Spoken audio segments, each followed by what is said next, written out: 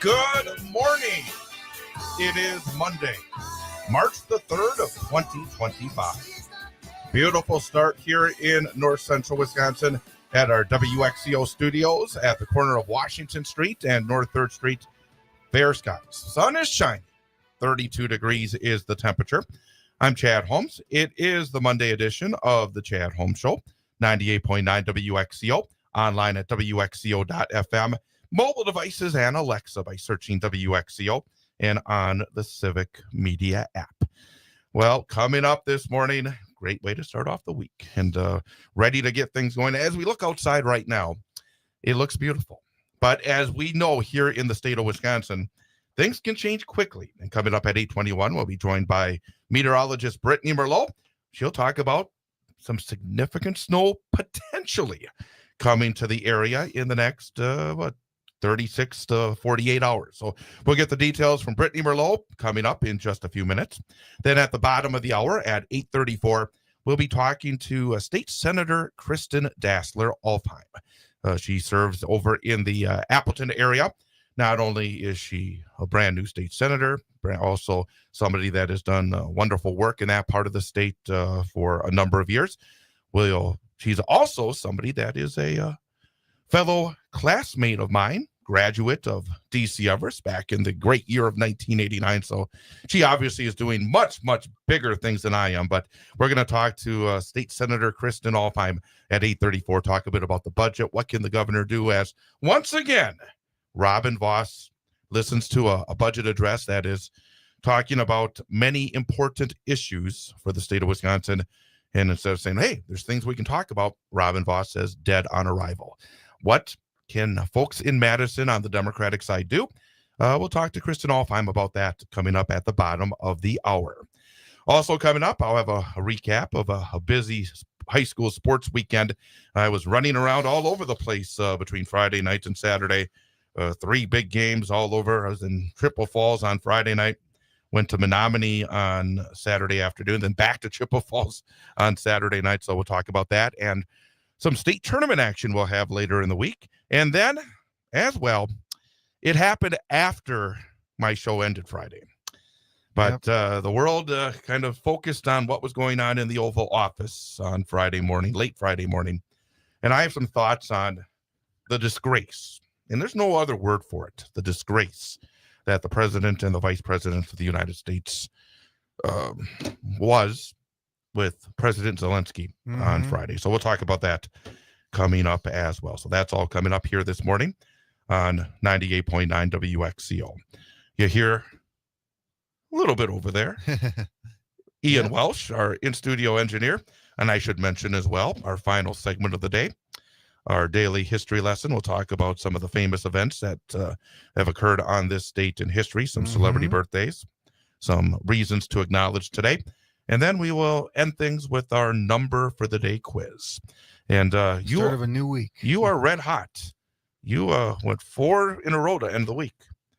Yeah, I ended last week 4 in a row, getting 4 out of 5. It was definitely a positive a comeback from the last 3 weeks, only getting 1 out of 5. And so if I can continue that. What do your dad call it? Chance for an Ian slam? Ian Slam. Yep. Wrap around 5 in a row.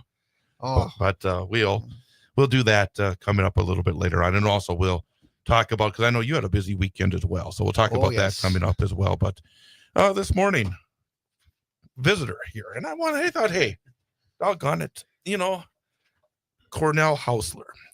Put that microphone a little closer to you, Cornell. Yeah, I came in today. Yeah, because you listen to the program. You live up in Merrill. Yeah, right. You are a guy that is politically active. Yep, right. You are somebody that has, and we talked to folks from the parties, especially Nancy Stencil from the Marathon County Democratic Party, about the importance of going out there and working and really, really quickly before I actually let you talk a little bit. Right. I was thinking about that. I may have mentioned it as well last week, that you look at what democracy is all about. It's not about a man from South Africa who made all of his money in a family of apartheid lovers coming to this country and putting in millions of dollars first to elect a president, and now trying to come into this state and elect a state Supreme Court justice. No, democracy in this state, in this area, in this country is about people who go to their neighbors, talk about the issues, and go to the polls. Not just fly in, drop a big bag of money, and try to affect elections. I think you're somebody like that. And I wanted to say thank you. And tell me a little bit about your background, because you're somebody that's reached out to me quite a bit to try to keep me up to speed on things I should be thinking about and knowing. Tell us a little bit about your background, how long you've been in our area, and maybe your life story here. Well, it's like I can say I've been here all my life. I got connected up here in Wisconsin. My godparents and my godfather and godmother were resort owners from Switzerland, and that's how I got connected. And I spent my summers up there growing up, and I was I was raised down in Des Plaines. My father was he fought in World War II at the Battle of Bulge, and he was a police officer, and a proud police officer that patrolled in his Harley, and he was very proud to do that. And we were just middle class, and this was down in Des Plaines, and we loved coming up here and spent the summers with my godparents up in Eagle River. They had a very large resort, and it's just a wonderful place, Wisconsin. And I don't know if I should tell you anymore. I'm so upset with what has happened in the Oval Office. There was only one president present there, and that's President Zelensky. And it's just quite upsetting. And well, to fast forward that I joined the military because I was going to be drafted. That was back in 1970, and they said, "Well, you're going to go into the Army," And I chose the Navy. So I did 4 years in the Navy. That was 1970 to 74. I was very proud to serve. And what I'm really upset with is 50,000 men died. They were on the wall in Washington, D.C. And, we were forced to go, and people went. And my classmates are on the wall. And they said... Real fast, that's basically the last draft in American history. Right. Yeah. People forget now that those that are growing up now, we have a completely volunteer army that started in the 70s, and you're part of the last generation that conscription. Well, they tagged me. I'm a Vietnam era military person. I don't like that because I didn't go. Right. But my friends died and go over there and wipe out communism. Right. We have to go over there. You don't even know the people. It's a really shame with wars. You the government orders you to go, and you don't know who you're killing or what you're doing. And my classmates are on that wall, and now we have a president that has sided with Russia, China, and North Korea. It's a sad day in the history of the United States. It is because we are not the leader of the free world anymore. And Britain and Europe are going to step up because this administration does not accept that Russia invaded Ukraine. Which is, I mean, It's horrible. it is. It's also blind because, and you obviously know as well as anybody about the geopolitical aspects because of the whole idea of where you started during the Vietnam era. You look at what this world has been since the end of World War II with NATO and the Western Alliance to wipe out Nazis. And the whole thing about it, though, is as well, you got to think about maybe, I don't know if they be intended consequences because you don't know with this administration, or unintended consequences when it comes to if everybody thinks they're on their own, they're all going to try to get nuclear weapons. They're all going to try to be able to win a war on their own. Yeah. I mean, you talk about the domino theory of Southeast Asia, which was they talked about back in the 50s, 60s, and 70s. Mm-hmm. There'll be a domino theory here where everybody is going to have mutually assured destruction, and as opposed to the current alliances that have kept this world from having a World War III. And I don't think that people around the orbit of Donald J. Trump seem to understand that. Yeah. But we got about a minute and a half before we have to take a break. What is it that has you, and what do you think that average Central Wisconsin residents should be thinking about and doing right now? Well, you mentioned that Musk has the big money. Well, the big money has put administration in the White House that is supporting the communist, and that's Putin, that's China, that's North Korea. I want to explain to you what communism means. You got Putin, you got Xi, you got the North Korean. They put a shield around themselves, and anybody that is threatened by them, they're exterminated. Mm-hmm. That's communism. They have killed hundreds of people that have threatened them, the leaders around them. I don't know if I'm saying that right, but well, Mr. Putin obviously has killed political opponents. When he's felt threatened, what has he done? Well, the one that I think his name, I don't get his name straight, but he just passed away a year ago, and he was thrown. He was a threat to him, and he was thrown in prison. And a year ago, he died. And he got poisoned. Yeah. Well, he died in prison. Right, but he was poisoned. Yeah, he was poisoned. Yep. We have to take a time out. Coming up next, we'll have Brittney Merlot join us. 8:19 is the time here on 98.9 WXCO.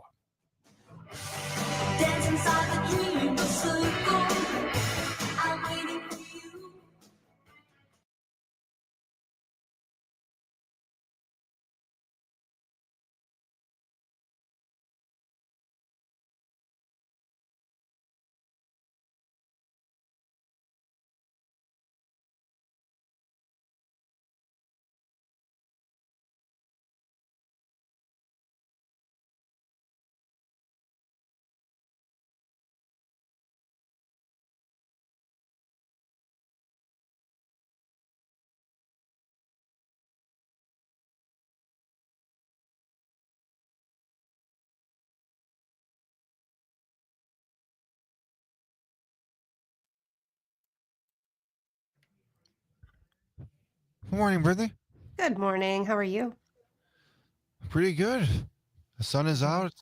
Temperature's not too bad. It's a beautiful day. It is. It's gorgeous. Wish you didn't have to work.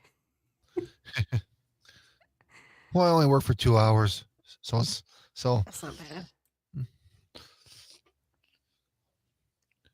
Definitely gonna take advantage of the niceness today because I was watching the forecast this morning, and there's quite a bit of precipitation on the way.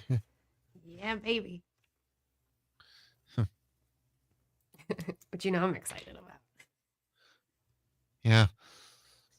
I wonder how much snow we're actually going to get. I know. It could be 1, it could be 6.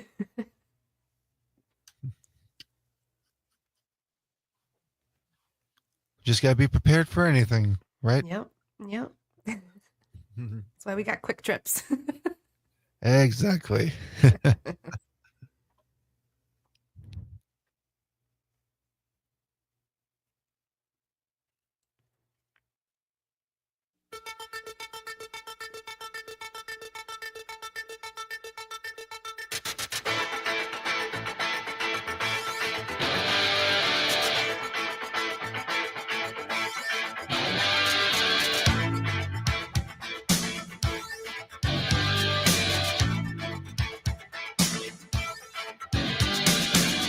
Step right up and don't be shy,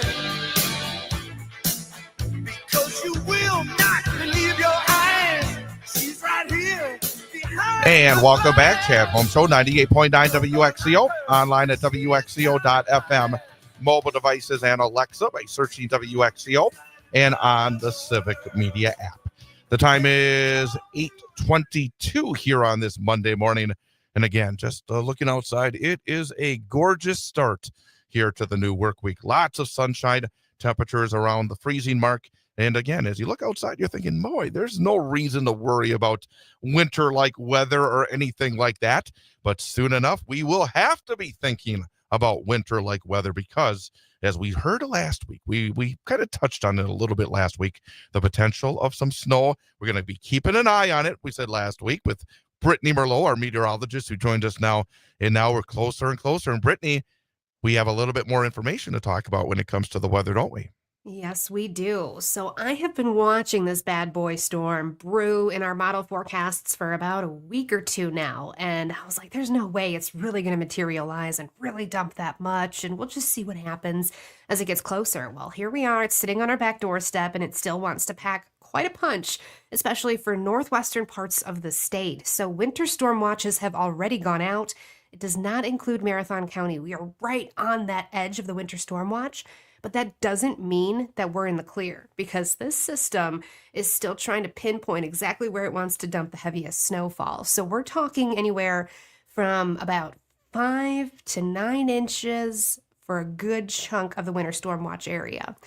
But just outside of that, here for us, I mean, we should probably expect a good 3 to 5, but it's going to come in some crazy form. So here's what's happening right now. Calm before the storm. It is gorgeous out there, not a cloud in the sky.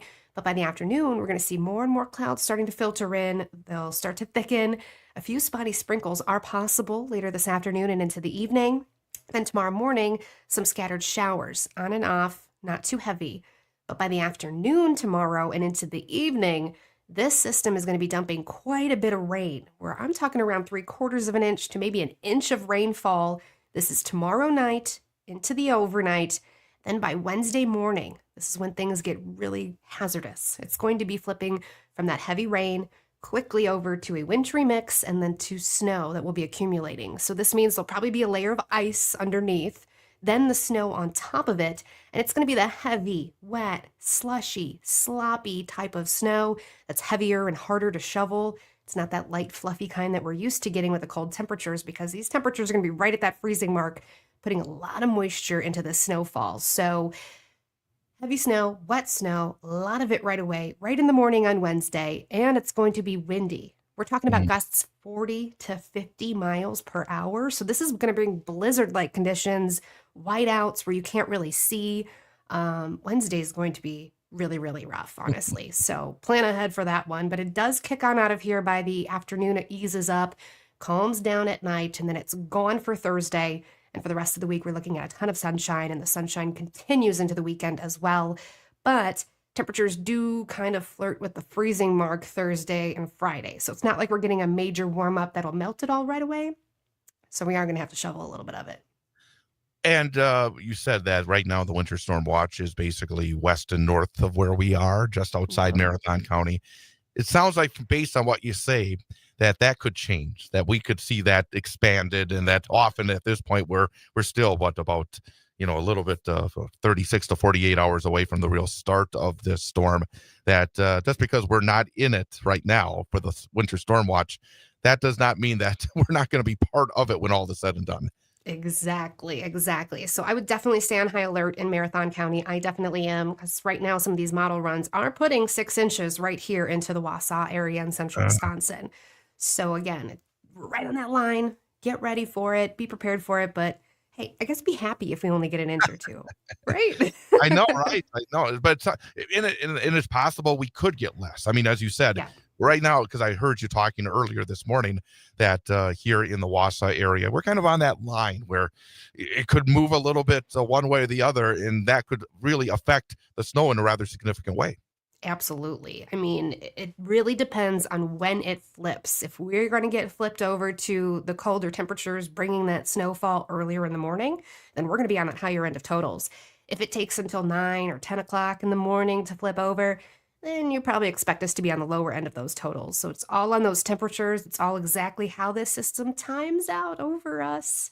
It's interesting. Keeps me on my toes, that's for sure. And we know that you enjoy that. You enjoy to Yes. be being on top of it, and we enjoy having you be on top of it. Thanks. What are the details here?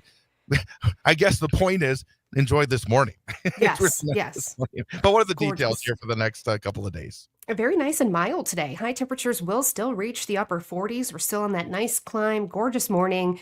A little damp, a little dreary by this afternoon and evening with a few sprinkles. We will stay above freezing overnight as that rain starts to move in, scattered showers in the morning. Tomorrow's highs will be in the mid 40s. Then that rain ramps up overnight into the morning. It flips over to that mix into some snow Wednesday. Very, very windy. Then we get the cold crash, right? So highs on Thursday only in the mid 30s, ton of sunshine. We hold that for Friday. And then the weekend, we're actually going to be in the upper 30s on Saturday and low 40s on Sunday. So ton of sunshine out there afterwards.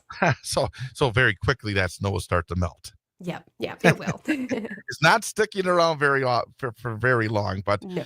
could lead to a very hairy Thursday night, excuse me, Tuesday night into Wednesday, especially on Wednesday. But obviously, you're going to keep right on top of it, you and the rest of our Civic Media weather team. And of course, Yeah, we'll be talking to you tomorrow morning with further information. absolutely. Hopefully, we're on the lower end, right? That's what we're hoping for. Hey, Brittany, thanks again for all the info. Have yourself a great Monday, and we'll catch you tomorrow. Bye, Sounds Brittany. good. Bye. That's our Brittney Merlot, meteorologist, joins us every weekday morning here on 98.9 WXCO. Again, right now, just a beautiful start here. Again, it's not going to hang around that long, but right now, fair skies and 32 degrees. Winds are out of the southeast at 6 miles per hour, wind chill factor of 26. The dew point is 12, relative humidity of 43%, the barometer at 29.92 inches, and a visibility of 10 miles. Coming up next, we're going to talk about what's going on in Madison. Of course, recently we had the governor give his state of the state and also budget address. The budget process is going to be going into full swing over the next couple of months, and we're going to talk about what's happening with State Senator Kristin Alfheim. She is coming up after an information update. News, weather, and sports is straight ahead. The time is 8:29. Chad Holmes Show, 98.9 WXCO. But I'm only in the outskirts and in the fringes, on the edge end of the avenue. And if you want me, you can find me left of center, wondering about you.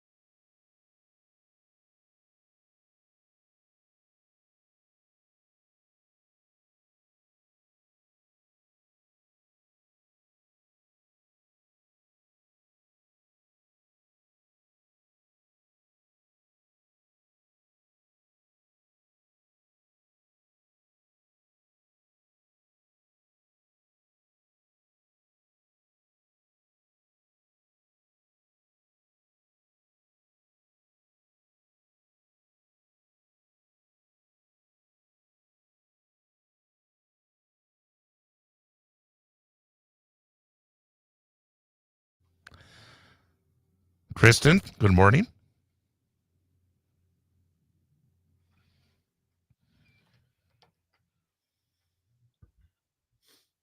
Well, I do have her hooked in. Yeah, I see she's there, so we'll go here in just a moment. Okay.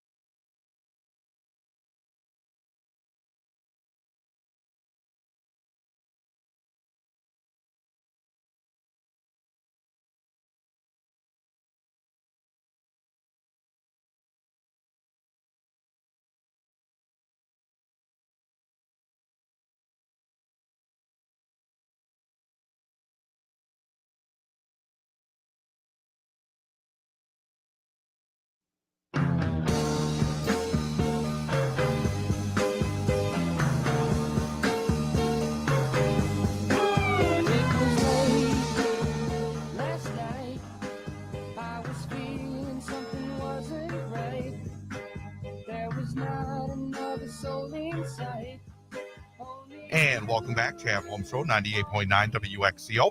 Online at WXCO.FM.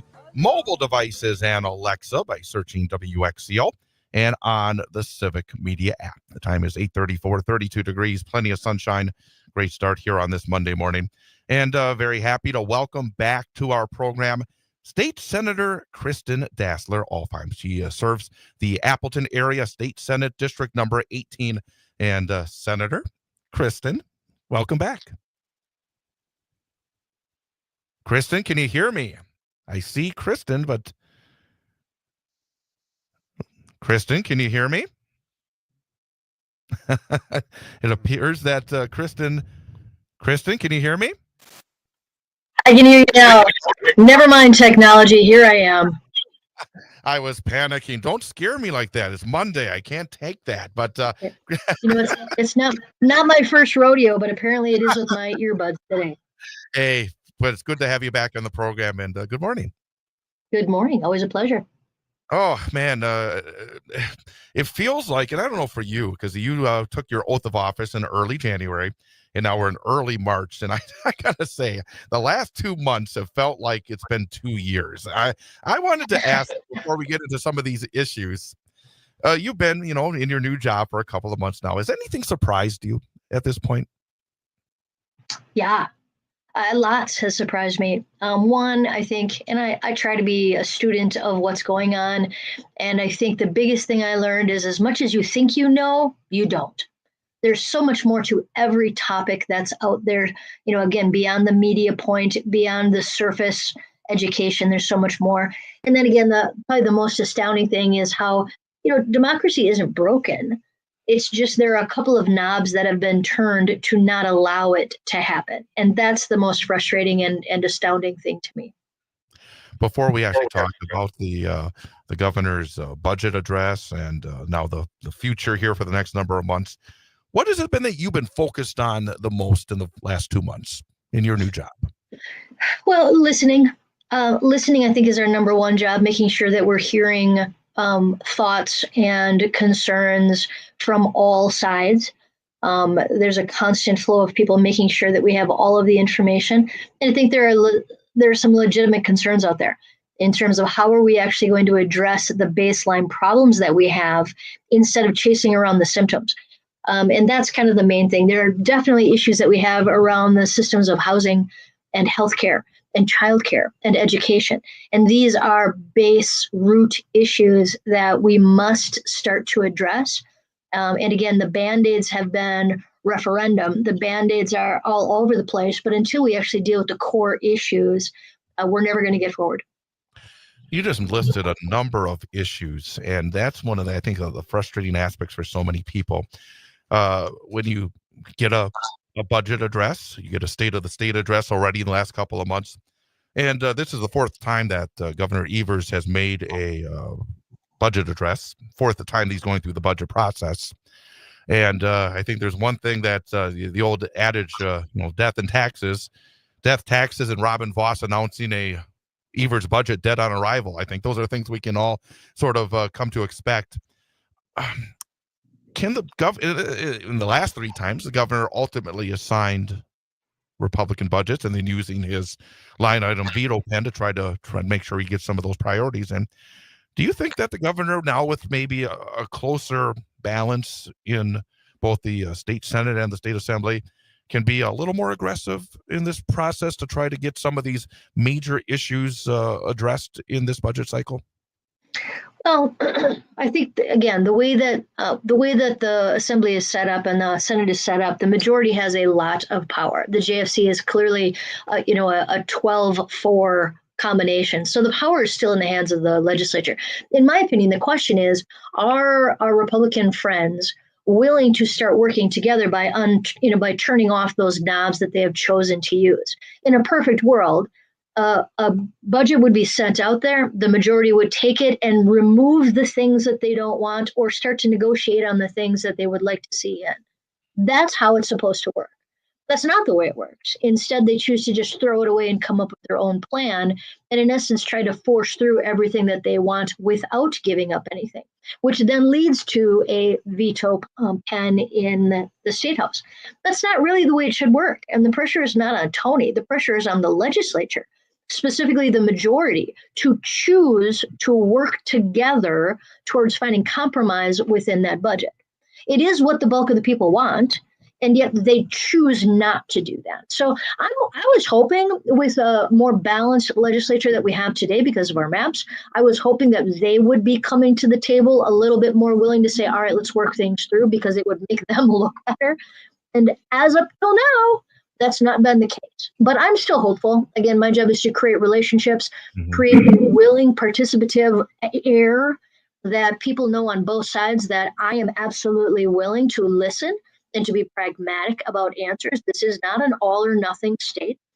A budget is not an all or nothing, nor should it be GOP all or nothing in their side. Again, all the public wants us to do is go back to working together to find compromise to start moving forward. We have the ability to do that. We have a willingness to do that on the minority side. The leadership of the majority has to have a willingness and, again, change their own inset rules to allow this to take place. You talked about relationships, and I mentioned the name Robin Vos, but there's a man that leads the Republicans on the Senate side where you are currently serving, named Devin LeMahieu. What's your relationship with him? How well do you know him? What's the process like in the state Senate? Maybe that is a little different than maybe what we hear about over on the Assembly side. Yeah, a relationship building is the deal. I do not know the leader. He's been, I'm sure, busy meeting with people that are on the committees that he's involved with, including JFC. My committees are insurance and housing and rural issues and forestry, financial institutions, and sporting heritage. So the bulk of my meetings are with those Republicans that are in the committees that I would share on. And that's kind of where we're at right now. There's a lot going. But what I will say is the past rule from the Senate majority has been the rule of 17, which means if they do not have 17 votes on their own side, they will not bring it to the floor for a vote. That's the part that irritates me. And those are leadership rules. We should not have to have unanimous consent to pass something that 80% of the body agrees on. There's a lot of bills out there that right, left, House, and Senate all agree. 80% of us want to pass some legislation. And because of the rule of 17, if there's one person on the Republican side that stands off and doesn't want to vote for it, it therefore will not come to the floor for the rest of us to vote. That's anti-democratic. That is what's broken. The system isn't broken, but the rules that are in play by the majority are. Again, we're talking to 18th State Senate District State Senator Kristin Alfheim here on 98.9 WXCO. You mentioned one of your committees that deals with housing. And frankly, personally, I think that is one of the incredibly vital issues that is facing not just this area, not just the state, but this country as a whole. What are you finding out in your work so far what do you think is possible? What can be done within your realm of government that can try to help what is just an incredibly difficult issue right now? And it's not just something that you can fix. It's probably not something that the local authorities can fix around here. it's a very difficult issue. What are you finding out when it comes to housing? It is a difficult issue. And I think the first challenge in all of these major topics is to realize that it affects far more people than you think. This is a middle America problem as well as a low income. When we say affordable housing, that is affecting a large swath of who we are as a society today. So we definitely have an inventory issue. There are some things that we can do legislatively in rules and municipalities to make it easier and more attractive to have the size and the flavor of housing that we need and want built. In our world, the levers that we have in government tend to have to do with subsidies and reduction in rules, different things that we can allow the flow of housing to happen more specifically. In our communities, municipalities, there's a rule that one Republican senator, was he in the Senate or the House? He was in the Senate. He insisted that we not allow WIDA, which I'm on the board. WIDA has a wonderful program. There was $500 million put into a WIDA fund in last session to help us with affordable housing in these municipalities. But one senator on the Republican side chose to keep a rule in there that said you can't balance the WIDA dollars and PIF districts. Well, one senator put that in there. And it's stifled. We only ended up using 16 million out of 500 million that we were ready to use. So that's an example of something that has stood in the way of progress, that those little, twists of the rules. That individual is now gone. So we should be able to remove that stipulation. And again, we need density in our municipalities, density. Then we also need to look at those houses. There's nobody building a $100,000, $150,000 house anymore. Because from a developer standpoint, it's just more profitable to build bigger ones. So we have to help developers want to build the inventory that we need. And that will take a little bit of investment on our part to say, hey, build us these houses. Build us these $150,000 starter homes, retirement homes. They don't all have to be $650,000 houses. We are missing the middle market of affordable housing. And the only way to fix that and to bring prices down on the overall inventory is to add more inventory in. Let me ask you maybe a little bit of a different kind of question. We've heard what the governor has talked about. We hear often about what the Republicans are talking about. Is there something that, whether it's the Republicans or even the governor, that they're not talking about that you, maybe in your part of the state, hear about from constituents or yourself just in some way of experience that we need to talk about? Because sometimes it's always based on a party line. Is there an issue that personally that you want to try to be a voice for, either for your constituents or for yourself, that maybe neither side is talking about? Yeah, I mean, I think that I've been pretty consistent in my message that I want to be able to speak to and hear all people. Right. I want to get past the idea of if you're on this side or this side, then you're the opposite mindset. That's not true. There's a tremendous amount of shared needs in the center that we don't end up talking about because we're so busy talking about the extreme edges. And that's in some ways done on purpose to distract us from the main issues. So one of the things that I'm trying to do is point out in a rational way, without truly trying to be overly political, that the system is not allowing us to do what the public wants. I spoke at a very conservative legislative breakfast a few weekends ago. And again, Tea Party level conservatives. And I showed up because I said I would. And respectfully, I listened. They were very kind, by the way. I listened, and in their bullet points, 4 of the questions that they had for the forum, which was 4 Republican legislatures and myself, 2 of the 4 questions I could agree with them on, because the extreme right is mad that these bills aren't getting a hearing, the bills that they want. Now, I don't necessarily agree with the bills they want, but I agree with the fact that there should be an opportunity to have it heard by the entire body, and then adjustments made or not, and a pass or a fail. I believe in, if you go to local politics, you go to your city council, you know how politics is supposed to work. A bill is brought forward, it's an idea. It's bantered around and massaged. Then the recommendation is made to pass or deny. Then the council has a full conversation. Public input takes place at multiple stages. That is democracy. And that's what's not happening in Madison right now. And that is something that all of us should be irritated with, no matter what your stance. And until we fix that, until we believe in getting back to the basics of democracy, where ideas are chewed around on both sides and compromise is the end result, until we get back to that, we will be in this fate of one side versus the other. The battle of ideas, basically the foundational pieces of our democracy. And I know that I love the fact you threw in the term rational. Going back all day long. Pragmatic, rational. Come on, we can do this. It's not that hard, but we have to be willing to. And that's what we need to ask our legislatures to be sure they are. 18th Senate District Senator Kristin Alfheim. Hey, thank you again for spending a few minutes with us. So we'll get you back on as this process continues, and best of luck in your work. Always a pleasure. Thank you. The time is 8:49. We're going to take a quick time out and be right back. Chad Holmes Show, 98.9 WXCO.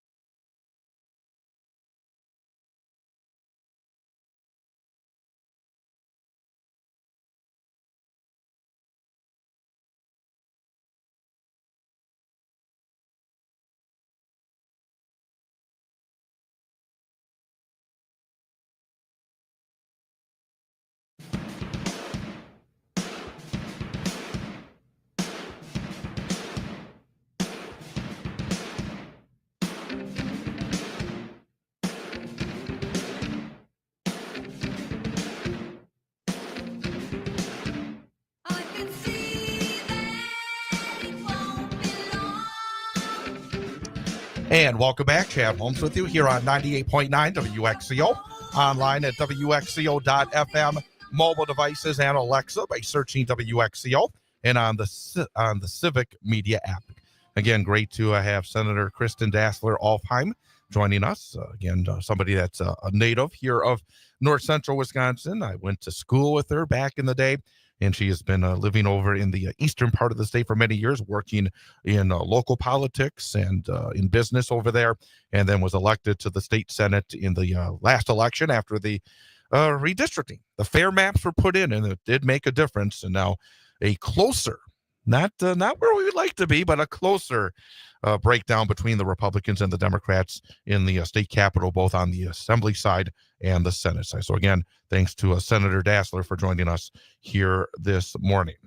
And still sitting across, Cornell Hausler. And Cornell, again, great to have you come by and to say hello. And a few more minutes here. And you came in here and you got so many things on your mind. Oh, yeah. I mean, there's so much going on, isn't there? Yeah. Oh, yeah. Really. And you mentioned, and again, just if you missed earlier, Cornell pretty much a lifetime resident of our area. Right, correct. Yeah. And served back in the Vietnam era in the 70s. Correct, yeah. And you actually brought in a print sheet here for me. And so disturbed about, you're connecting here this election we have coming up on April 1st. We have a vital election for the state Supreme Court, and you're connecting it. Brad Schimmel, Donald Trump, Elon Musk, and these heroes. Being that my father was a police officer, it's not an easy job, doing being a police officer. And I'm quite upset with what Trump's action was to pardon these 1,600 criminals. I mean, this was a brutal insurrection, just brutal. Mm-hmm. And I don't think we need a person on the courts that,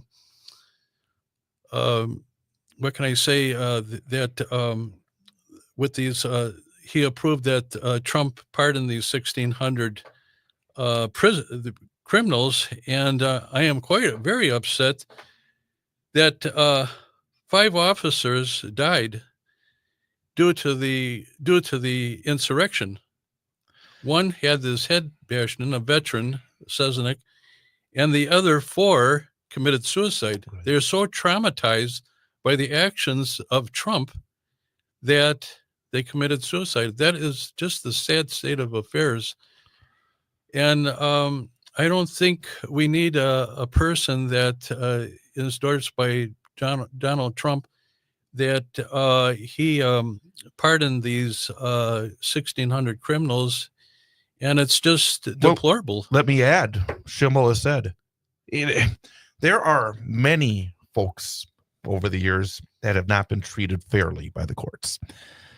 But the idea that the folks that were barging into the United States Capitol on January the 6th were among that group is outrageous. Mm-hmm. And Brad Schimmel has said he doesn't think that they were treated fairly, which is just, we all saw what happened. Yeah. And the idea that these folks who were tried in front of a jury of their peers were convicted. Mm-hmm. And the idea that Brad Schimmel, who wants to be a justice on the state Supreme Court, says that they were treated unfairly is wrong on every level. Yeah.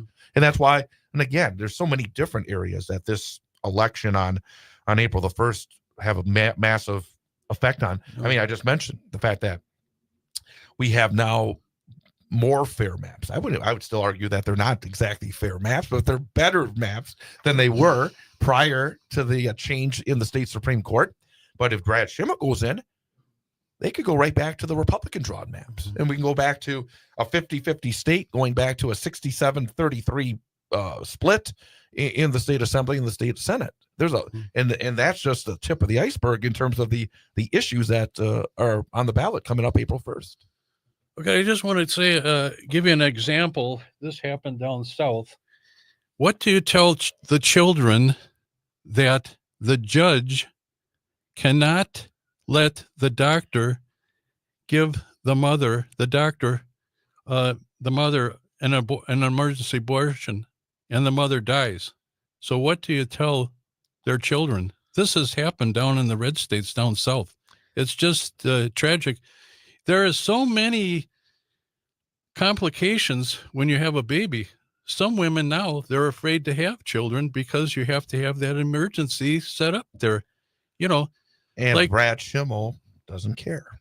No, it's just a tragedy that these women are dying because the judge will not allow the doctor to give the mother an emergency abortion. So what do you tell their children? It's just horrible. Well, and it comes down to the bottom line, and something we're kind of talking about off air is spring elections.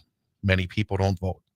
People need to realize they need to get out in 4 weeks' time and vote, because part of the responsibility of a democracy is to get out and vote. Yeah. You're doing other things. You're speaking out. Right. But everybody, the basic is get out and vote. Because if 25% of the folks go out on April the 1st and vote, there's something wrong. Right. Bottom line. Well, people have died all over the world to fight to vote. All over the world, they're dying. You mentioned the number that are on that wall in Washington.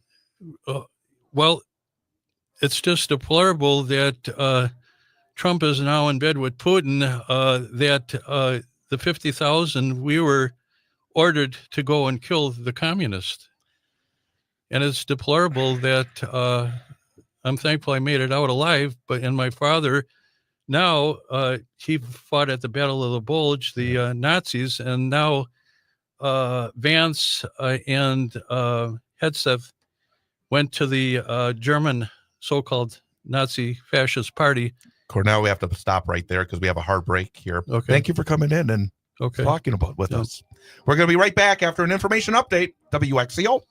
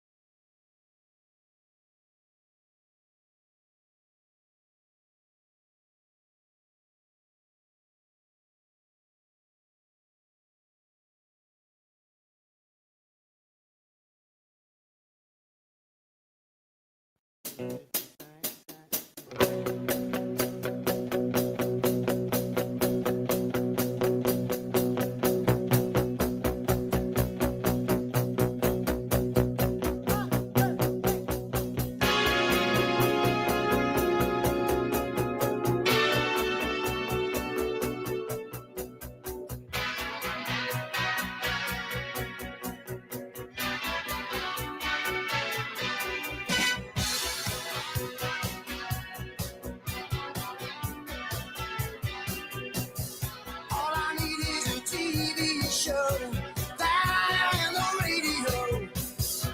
Down on my luck again, down on my luck again. I can show you some of the people in my life. I can show you some of the people in my life. Good morning. It is Monday, the first Monday of March the 3rd of 2025. And a beautiful start here in north central Wisconsin, here in downtown Wausau, at our studios at the corner of Washington Street and North 3rd Street in downtown Wausau. Temperature up to 36 degrees and plenty of sunshine.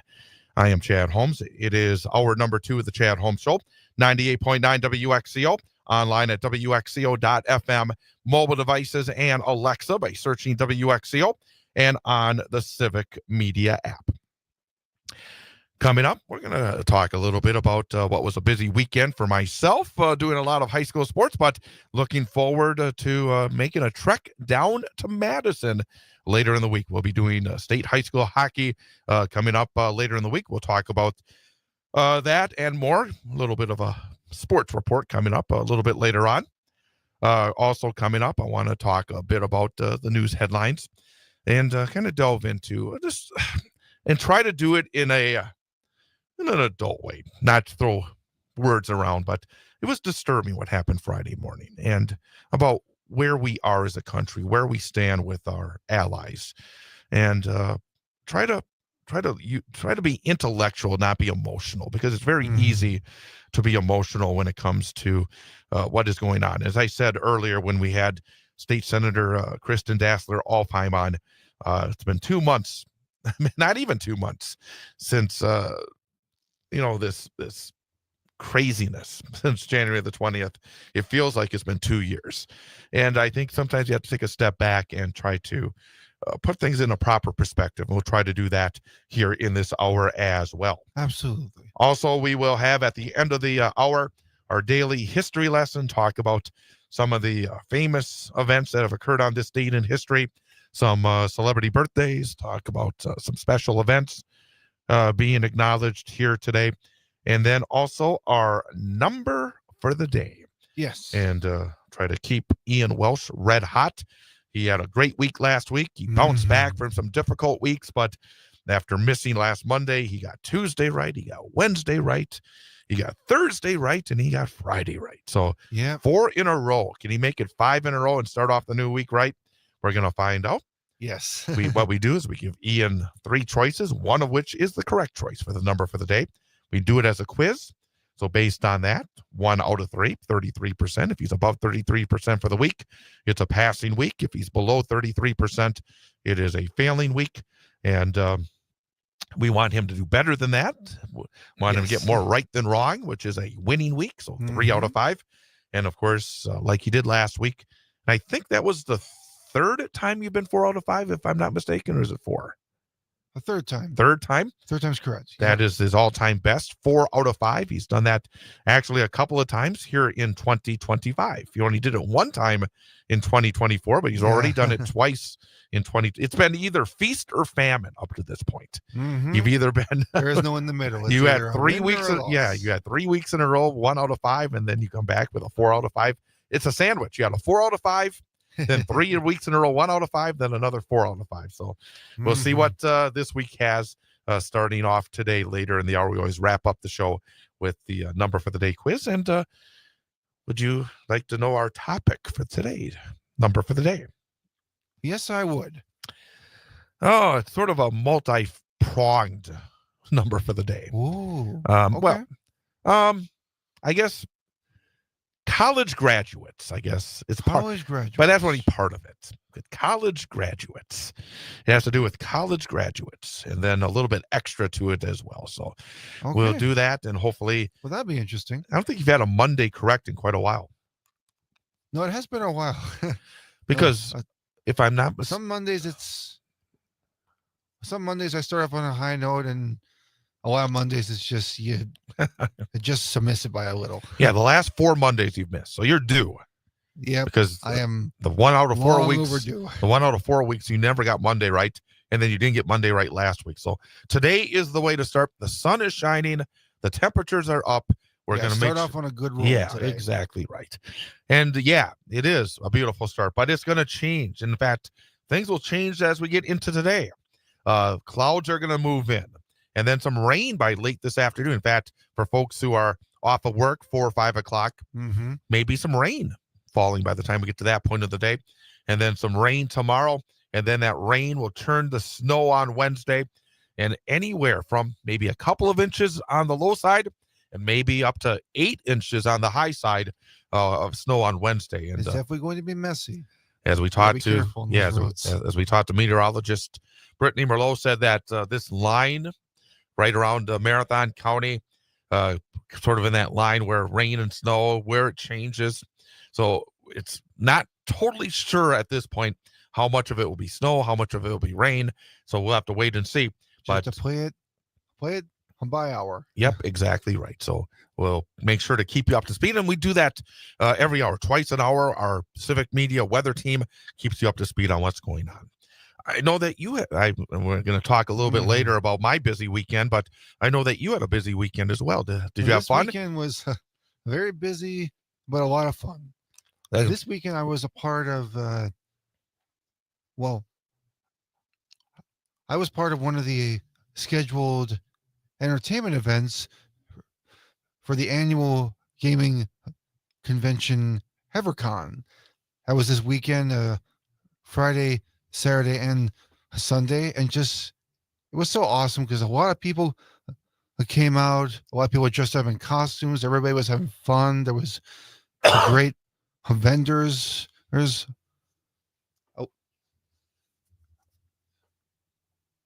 lots of old video games and board games and a silent auction prizes that you could bid on. And the entertainment that I was a part of was we were doing a comedy improv show with a little bit of a singing of a theatrical show tunes thrown into it. So we had 3 shows, was on each of the days of EverCon. We performed for about an hour, and we played a lot of funny improv games. We got a lot of good reaction from the audiences, and we had a lot of fun just, making fools of ourselves and making people laugh, which is honestly one of the things I really enjoy as a performer, is to put a smile on people's face and make people laugh. And then yesterday in our final show, I got to perform a little a song to kind of top off the weekend of shows, and I performed the Rainbow Connection song from the Muppet movie, and it got a lot of good reactions and a lot of smiles. And honestly, that's just a song that I really enjoy singing, and it just makes you feel good inside. This weekend was a lot of fun. Very good. Last night was the Oscars. Did you watch any of the Oscars? I did watch a little bit of the Oscars. I mostly just wanted to see the best animated feature and the best short film. And all the nominees were really interesting. But I thought it was really cool that a non-Disney movie won the best animated feature award, because usually when you watch the Oscars, a Disney movie is the usual winner of the best animated feature. So it was nice to see that, something else is taking the spotlight, and just, not having like Disney always dominate that category is well, it's really impactful. I thought, and I didn't really watch much of it last night, but I did check out on YouTube. They had posted Conan O'Brien's opening monologue, like the first 15, 16, 17 minutes I of did it. watch that. That was pretty funny. And he was very, and the thing about Conan is that he is not overly political. And I think that the reason they wanted him to do that is because right now we are in such a politically fraught time. And they just wanted somebody to come out there and I think be funny and be self-deprecating. And that's the thing about Conan O'Brien that is such a cool thing is he, he's not a mean comic. He doesn't go after people. He, when he goes after someone, then he'll turn it on himself. And I thought an example of the way that Conan does his work is that he had this bit near the end of it. He said, well, if you people come up here and you spend too much time, we're not going to play you off with the music. That if you talk too much, we're going to show pictures of you from, back in the past. And frankly, the pictures he showed of some of the actors were like Zoe Saldana. I mean, she looked gorgeous in her picture, but then he shows a picture of himself when he was like, I think in junior high or something like that, where it's such a cute picture though. But he's very self-deprecating. And so I thought he did a nice job of he showed setting Timothy.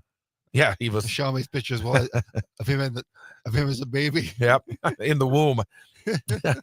But last night it was Nora who was crowned the best picture. There's a low budget film and made for just $6 million. It went home with 5 big awards. So it was just a massive night for that film. Sean Baker's the man behind it. And he set a record, tied a record actually held by Walt Disney. He personally won 4 Oscars for Best Picture, Best Directing, Best Editing, and Best Screenplay.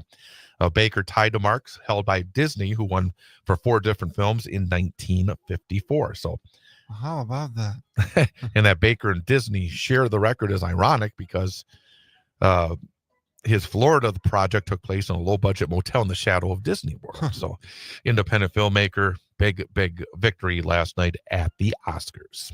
The time is 9:18. Again, boy, just look out to my right. It's such a beautiful morning. I mean, really, this is Monday. If you're having a hard time getting going, just look outside. Yeah. I see some kids crossing the street as well. So it's like it's really very windy. Yep. Yeah, Nice, which is nice. Nice start here in central Wisconsin. Along with Ian Welsh, I'm Chad Holmes. Chad Holmes Show, 98.9 WXCO. Make what life's about, yeah.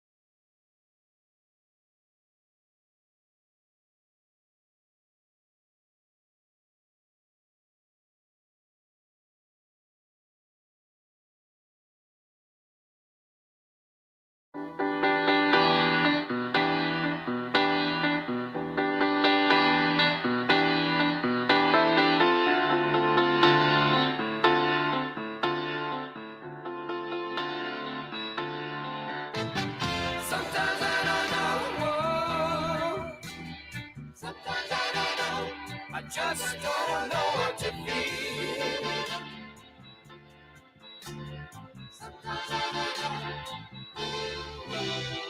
Sometimes I don't know what to feel. Everything I thought that I knew starts to look so unreal.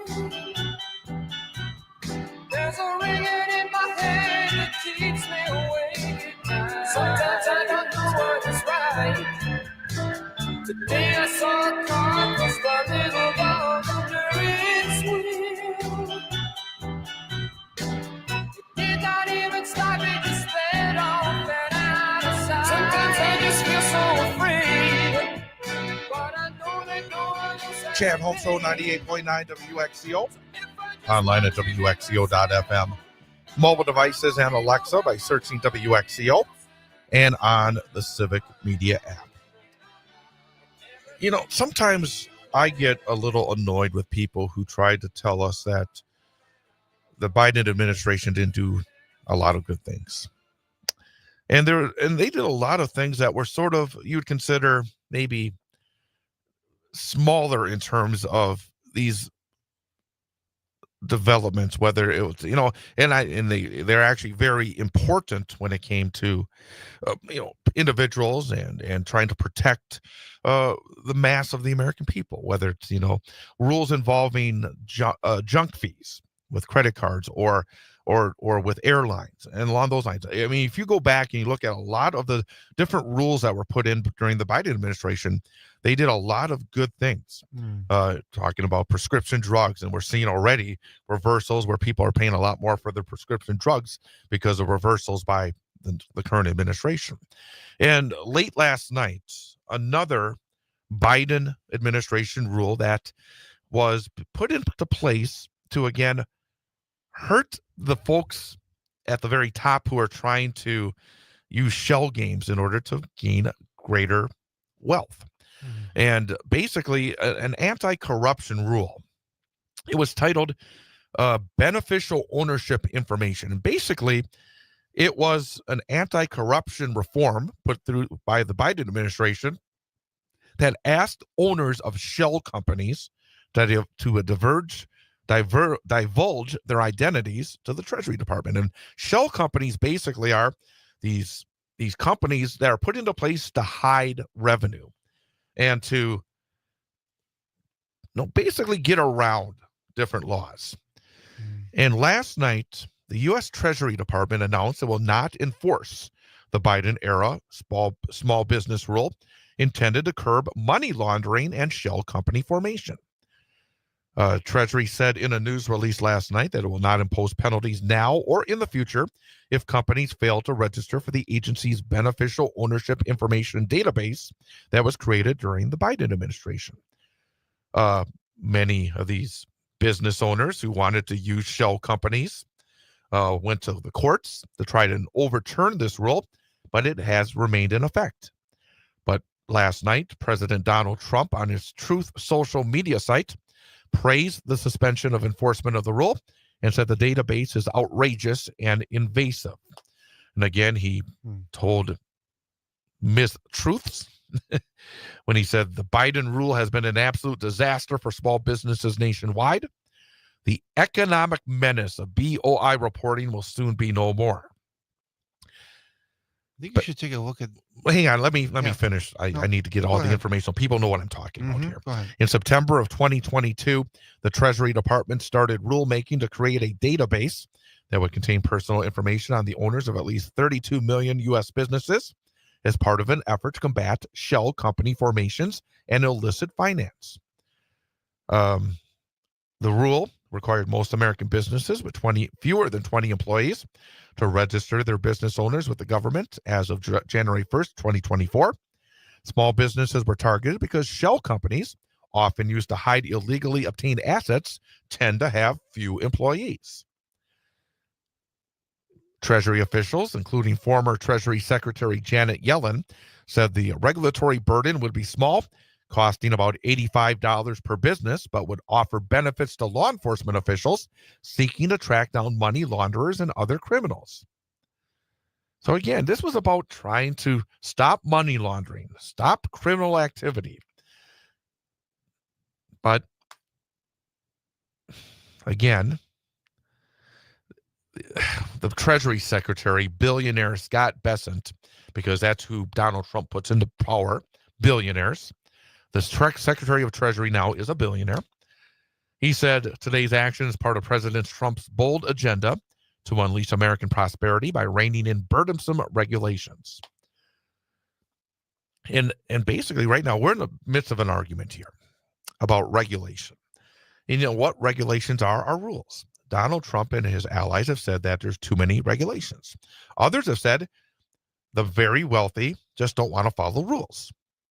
And Elon Musk has said that if it was up to him, he would eliminate all regulation.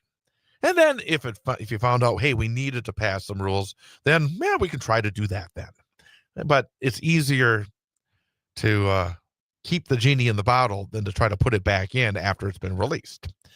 And again, there is an argument to be had. I'm not to say that all regulation is good regulation. We've seen Democratic leaders. I mean, Bill Clinton touted the fact that he lowered regulation. Jimmy Carter touted the fact that he lowered regulation. But at the same time, we have seen in recent years and decades where these shell companies have formed. We have seen so many of these companies try to avoid paying taxes by putting out shell companies in the Cayman Islands or wherever else. And the idea that some folks are above the rules is wrong. And if you go back to the late 19th century, the early 20th century, when we had very few regulations with food, with child labor, would anybody argue that those are bad rules to put in, where we try to keep our food healthy, try to avoid having kids work 16-hour days, 7 days a week? No. Some regulation is important. Yes, burdensome regulation is not good.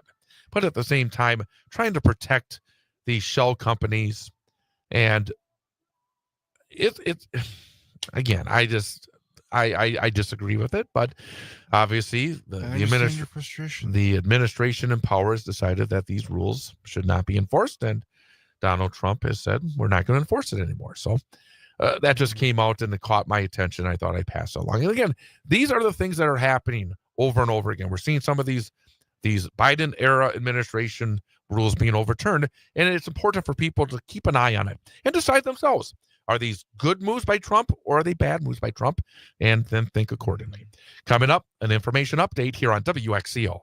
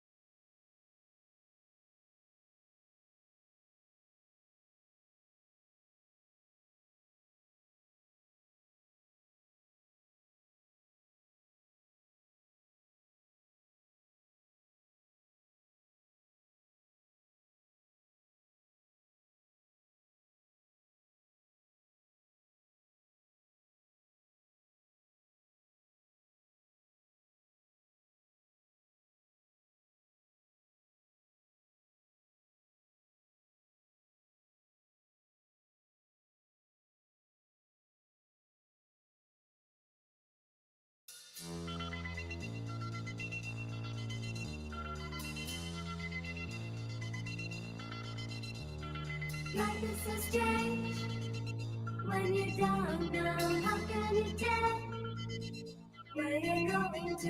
You can't be sure of any situation. Something could change, and then you won't know.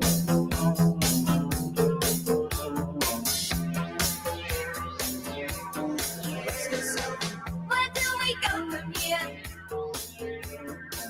It seems so unnear, just as far beyond as I can see. I still don't know what this all means to me.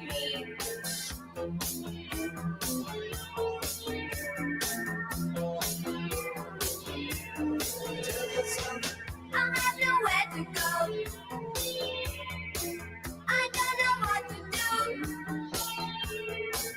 and I don't even know the time of day.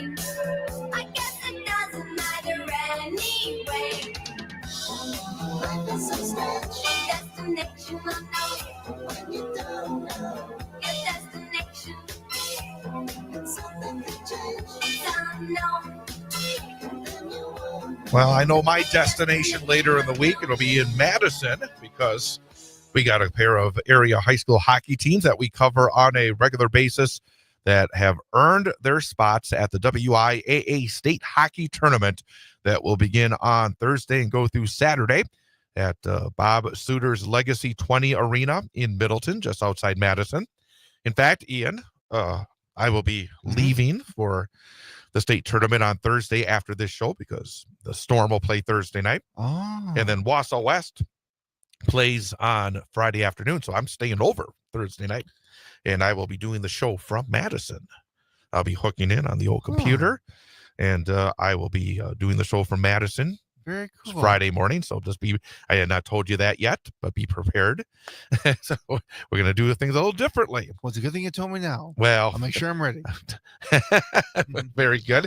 But it was a busy weekend. In fact, Friday, I went off to Chippewa Falls, and the Wausau West hockey team earned their 18th trip to the state tournament in school history, Nice. beating Eau Claire Memorial 3-1 in the Division I Sectional 1 championship game.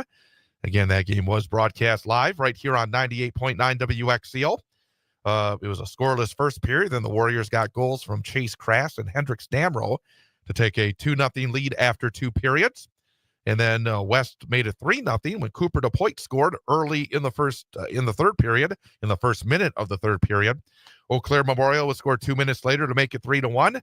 But then the Warriors were able to kill off 4 power play opportunities for ECM. Great goaltending from sophomore Julian Scalcucci.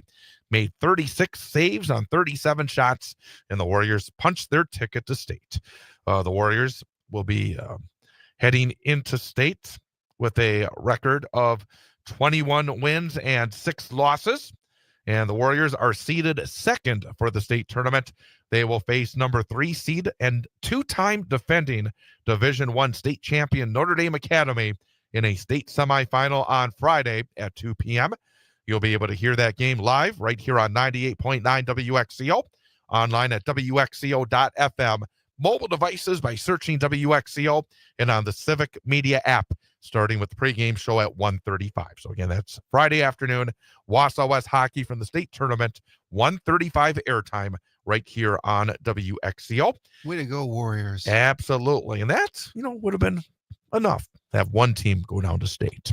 But we got greedy. And then on Saturday, I drove to Menominee to see the Central Wisconsin Storm, the defending state champion Central Wisconsin Storm, in a girls hockey sectional final. And it was a thriller. The Storm needed overtime, but able to knock off Hayward 2-1. Also a game that was broadcast live right here on 98.9 WXCO. Awesome. The Storm started the OT with a power play, and they took advantage. At the 1:02 mark of the OT, Gabby Heiser grabbed a rebound and beat Hurricanes goalie McKenna Hutchison to spark a huge celebration and give the Storm another sectional title. Jaden Yurkovsky had given the Storm a 1-0 lead midway through the second period on a perfect shot into the upper right-hand corner of the net. Hayward responded late in the period on a Savannah Harris goal. Hayward had the best chance to win it in regulation when they had 1:52 of 5-on-3 power play time late in the third period, but the Storm was able to kill off the penalties and received a power play chance of their own in the final seconds of the third that they converted early in the OT. Central Wisconsin goalie Cammie Floor made 15 saves in the win, and the Storm will take a 22-4 record into state. They are also seeded second. The Storm will meet the third-seeded Eau Claire area Stars in a state semifinal Thursday night at 7:30. That game will also be broadcast right here on 98.9 WXCO, online at WXCO.FM, mobile devices and Alexa by searching WXCO, and on the Civic Media app, beginning with the pregame show at 7:06. So Thursday night, 7:06, Storm hockey in a state semifinal. Friday afternoon, 1:35, Wausau West hockey in a state semifinal. With wins in the semifinals, each team would advance to the state championship round, and the state championship games will be played on Saturday. And should the Storm and the Warriors be involved in the state championship games, we would have them for you right here on 98.9 WXCO and online. Well, it's going to be a very busy weekend. Yeah, it was busy on Saturday because I did that game, and I said before the game to folks, I said, we cannot have overtime. We cannot have overtime because I had a marathon girls basketball game on the schedule. And you would be late. I'd be late. But the thing about it was, fortunately, it only took a minute, 2 of overtime. So I was able to get off the air rather quickly, jump in my car, go from Menominee to Chippewa Falls. Traffic was good. Did not go too fast because good to hear. you got to get there. You're going too fast. You don't get there, then you don't get on the air. Yeah. But I was able to get there. I got there just as the team was heading out for warm-ups. So I was able to set up, get on the air in time, and then bring us the marathon girls basketball playoff game against McDonald. Unfortunately, the season came to an end for the marathon girls, but it was still an outstanding year for marathon. Last year, marathon went 7-19. This year, they went 19-7. They flipped it around. Oh, So big turnaround. interesting. 12 more wins this year. So it was a good year for marathon girls basketball. Very good. And so congratulations to them on that nice turnaround. In addition to our hockey broadcast this week, we will have boys basketball. Tom Weaver will be with the marathon boys basketball team on Friday night for their regional semifinal. My hope is after the Wausau West hockey semifinal on Friday afternoon, I will have time to get back up for the Wausau West DC Evers boys basketball matchup Friday night. Again, I will say it, cannot have overtime. No. If they play regulation, I think I'll be able to get there in time. So Friday night, the plan is to have the marathon game live here on 98.9 WXCO at 7 o'clock. And I will be on the Sports 2 stream for the Wausau West DC Evers boys basketball matchup. And then on Saturday, if Marathon wins Friday, Tom would be with the Red Raider boys on Saturday night. But they could be on live. They could be on the stream. I could be with Wausau West on Saturday night, but I could also be with the Wausau West hockey team Saturday night if they're in the state championship game. So there's a lot to be determined this week. So, But it's also a very exciting time of year. And it's a lot of fun, and I know a lot of excitement for families and friends of the teams, and we appreciate all the listenership. I was looking at our streaming numbers for our games on Friday night and Saturday. They were outstanding. We had lots of folks tuned in for our streaming, and hopefully it'll be good traveling weather as well. I was thinking, I'm glad the snow is coming on Wednesday, not on Thursday, because Brittney said the snow was going to be out by the end of Wednesday, so it looks like Thursday will be. That would have made it really tough. Yeah, that would not have been fun. So it looks like Thursday will be a nice, smooth trip down to the Madison area for our coverage of the Storm Thursday night, and then the Wausau West Warriors on Friday. Awesome. Yeah, so a lot of fun, and we're looking forward to more fun. But man, I tell you, by the time I got home late Saturday night, I was ready for bed. It was a long Saturday. Started early. Drove to Menominee and then drove to Chippewa, had 2 games and a lot of excitement. And I was drained by the time it was all over. So I was glad that I did not have any games yesterday. No games tonight. Tomorrow we have high school boys basketball. The Newman Catholic Cardinals in a Division 5 boys basketball regional quarterfinal travel to Wabeno, Leona. So I'll be back on the road again tomorrow. and we'll have live coverage starting with the pregame show at 6:50 and the opening tip-off at 7 o'clock. That's Newman boys playoff basketball tomorrow night, right here on 98.9 WXCO, WXCO.FM, mobile devices, and Alexa by searching WXCO and on the Civic Media app. And do you know why we do it, Ian? Do you know why? I do know why. We do it because we are very, very proud to be the only local Wausau radio station that still covers play-by-play action of high school sports in the area. That is exactly right. So, it really is important. And in fact, real quickly, and I know that people don't want to hear about it, but it does cost some money to do this. It costs, and for state tournament, the broadcast fees are actually raised significantly. So there is cost involved in our broadcast. And over the next couple of days, in fact, one of our sales folks from Madison is coming up here today, and they'll be with us today and tomorrow here in our office. And we're going to, do a little selling for our high school state tournament coverage. But if you're somebody that owns a business and appreciates the fact that we still provide live play-by-play of a high school sports and would like to get information on our state tournament package, reach out and we'd be able to give it to you. It's not expensive. We just like to be able to cover our expenses.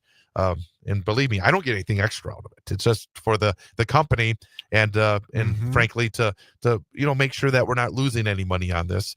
And again, if you're somebody that would like to show your support for our coverage of high school athletics and sponsor our state tournament coverage, just reach out, send an email, and we'll make sure to get you the package to look at. We're not saying if you reach out, you're going to, buy it for sure. No, we'll just send you the information and you can decide whether or not you would like to help us out. But we would appreciate it. We do appreciate the folks that do continue to support our broadcast. And again, we do think it's important because when the Federal Communications Commission puts out the licenses for folks to broadcast, it's not just as a profit-making situation. It's about serving the public interest and talking about issues and covering events that are of the local community. And part of that is talking about local news stories, talking about anything going on in terms of community activities. And also, I think covering area high school sports does fall under that umbrella as well. Mm-hmm. Certainly does. And it's wonderful when I do hear folks say thank you, that we do appreciate the fact that you do come out and cover these events and do provide play-by-play and don't just pay lip service to covering the local athletes. And it does mean a lot to us. And we do appreciate those who tune in. We appreciate those who buy the sponsorships. And really, and I say to people all the time, don't thank me. I love doing it. It's so much fun. I tell you, when you go to an overtime game in a sectional final and you're calling it on the radio, there's nothing more exciting than that, where a trip to the state tournament was on the line Saturday. A goal in OT wins it. Goal to the other team loses it. Everything on the line. You feel the intensity. You feel the energy. You feel the pressure. I mean, the fact that the fact that I get that opportunity to be able to broadcast it is a thrill. And it's going to be a thrill, again, being at state this weekend. Oh, dang it. Knock on wood. We'd love to bring home a state championship or two when it comes to the Storm and the Warriors. And best of luck to those young people. In fact, Wednesday night, we'll have the big high school sports show here on 98.9 WXCO.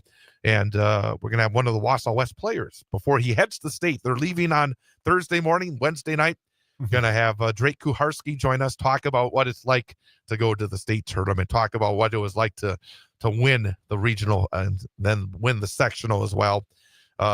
Exciting games. We'll have him on, and we'll also have our coach guest, Oliver Drake, the DC Everest boys basketball coach, as well on Wednesday night. So that'll be fun. Wednesday evening, 6 till 8 p.m., the big high school sports show. Also fun is our number for the day quiz. Yes.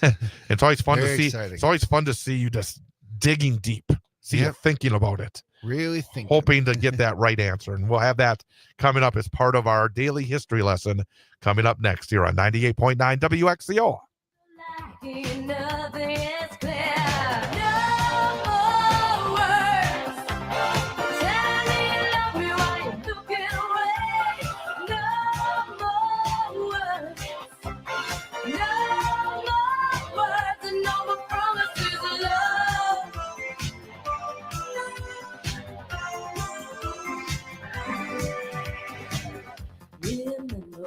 the words you knew. They carry a meaning, a feeling so true. We're all looking for a long romance.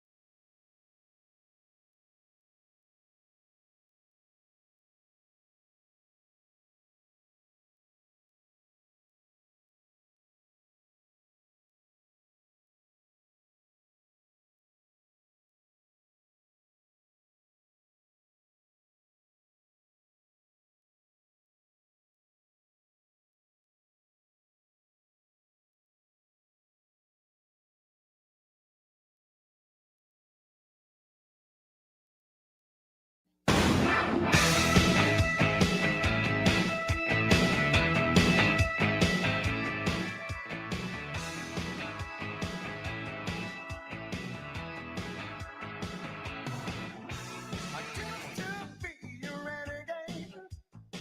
I used to fool around, but I couldn't take punishment and had to settle down. Now I'm playing it real straight, and guess I cut my hair. You might think I'm crazy, but I don't even care, 'cause I can tell what's going on. It's hip to be square. It's hip to be square. And welcome back, Chad Holmes Show, 98.9 WXCO, online at WXCO.FM, mobile devices and Alexa by searching WXCO, and on the Civic Media app. It is Monday, March the 3rd of 2025, and just, again, what a beautiful start. I mean, it makes you feel good yeah. when you look outside and you see that sunshine and know the temperature is warming up. It puts a smile on your face. Yeah, It really I tell you, does. and it now as we're into March, we're getting closer and closer to spring. I mean, we are getting there, and of course, in the month of March, sometimes you can get that higher level, then sometimes you can get that lower level, and Yep. in terms of the weather, and we're gonna get both of it this week. Indeed. Beautiful now, and then big snow coming up Wednesday, but we'll talk about that later. But day number 62 of this year, 303 days remaining in 2025, and a number of famous events have occurred on this date in history. On this date in 1949, the first automatic streetlight was installed in New Milford, Connecticut. On this date in 1953, the Academy Awards were first broadcast on television on the NBC television network. On this date in 2005, millionaire adventurer Steve Fawcett became the first person to fly around the world alone without stopping or refueling, touching down in central Kansas after a 67-hour, 23,000-mile journey. That's a long time. It sure is. On this date in 2020, Super Tuesday revived Joe Biden's presidential campaign with a win in 9 states. And on this date in 2021, great apes at San Diego Zoo were given experimental COVID-19 vaccine designed for animals after an earlier outbreak among the gorillas. Some famous folks are celebrating their birthdays today. Producer-director George Miller of Mad Max, among other films, is 80 years old today. Rapper-actor Tone Loc is 59. Actor Julie Bowen, best known for her role in Modern Family, 55 years old today. David Faustino played Bud on Married with Children, is 51 years old today. Actor Jessica Biel is 43. Camilla Cabello, singer, is 28 years old. And Raylan Castor of the Big Show, Me, Myself, and I, is 22. And if you out there celebrating your birthday today on March the 3rd, happy birthday to you from all of us at 98.9 WXCO. Happy birthday. Some special events being acknowledged here today. It is Employee Appreciation Day. Aww. It is I Want You to Be Happy Day. Aww. It is National Anthem Day. Francis Scott Key wrote the national anthem during the War of 1812. It is Cold Cuts Day. It is Namesake Day. It is Moscow Mule Day. I have no idea what that is or about. I think I've heard that before. Maybe that's a type of a drink. I'm not very sure. This one makes me laugh. What if cats and dogs had opposable thumbs day? It is Talk in Third Person Day. Chad will not be doing that. World Wildlife Day. And Canadian Bacon Day. Oh, I do love Canadian bacon on pizza. It's very good. All right. It's time. I know everybody waits till the end of the show to be set. Yes. To be able to get ready Mm-hmm. to see if Ian can get it right on our number for the day quiz. All right. Our number for the day. The main topic was college Well, graduates. part You of said it. there was. There's a lot into it. You said there was more to it. It's more. Yep, exactly. Okay. All right. Our number for the day. Percentage of college graduates Okay. who are employed in jobs that typically don't require a college degree. Okay. So, percentage of college graduates Mm-hmm. employed in jobs that typically don't require a college degree is the Okay. correct answer. 32%. Is the correct answer 42%? Is the correct answer 52%? Percentage of college graduates who work in jobs that Typically don't require a Typically college degree. don't require 32, 42, or 52%. Well, that would definitely be an interesting number. I'm going to say, I'm going to say 42%. I'm going with B to start off the week. It's my final answer. I think that 42% of college graduates work in jobs that typically don't require a college degree. All right. 42. The percentage of college graduates who are employed in jobs that typically don't require a college degree is 52%. Oh, the highest. The number. highest number.